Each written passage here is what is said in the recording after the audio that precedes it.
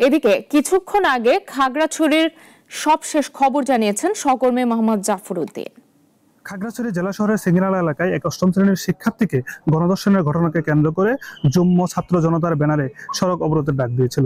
সেই সড়ক অবরোধকে কেন্দ্র করে খাগড়াছড়ি সদর উপজেলার সামনে পাহাড়ি এবং বাঙালিদের মধ্যে সংঘর্ষের সৃষ্টি হয়। সেই সংঘর্ষকে নিয়ন্ত্রণে আনতে জেলা প্রশাসন 144 ধারা জারি করে শনিবার দুপুরে।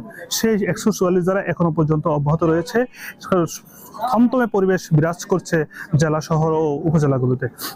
যে অফিসে যাইতে কষ্ট হচ্ছে, যেমন বাজার ঘাট বন্ধ, বাজারে যাইতে কষ্ট হচ্ছে, ঘরের ভিতরে মানুষ যেগুলো আটকা পড়ছে ওগুলো বাসার ভিতরে, মেহমানদেরকে কোনো কিছু খাওয়াইতে পারতেছি না, মানে গাড়ি ঘোড়া একদম চলতেছি না। তো আমাদের অফিসে যাইতে আসতে অনেক কিছু সমস্যা হচ্ছে। ঘুরতে যাচ্ছি, আজকে সব 4 দিন হলো। প্রথম দিন ঘুরতে পারছি, তারপর দিন আমাদের সাজেক যাওয়ার কথা ছিল, কিন্তু আমরা খাগড়াছড়ি সাজেক যেতে পারতেছি না। এখানে আমরা আসার পর এখানে কোনো কিছু করতেও পারতেছি না, খাইতে গেলেও টাকা লাগতেছে, আমরা যে আসি সেখানেও টাকা লাগতেছে, এখানে ঘুরতে পারতেছি না। এখন আমরা কি করবো? আমাদের তো উচিত, আমাদেরকে এখানে যারা সেনাবাহিনীরা আছে তাদের তো উচিত আমাদের যারা আলাদা, আমরা শুধু না, আলাদা যারা পর্যটক আছে তাদেরকে তো এখান থেকে বের করে দেওয়া।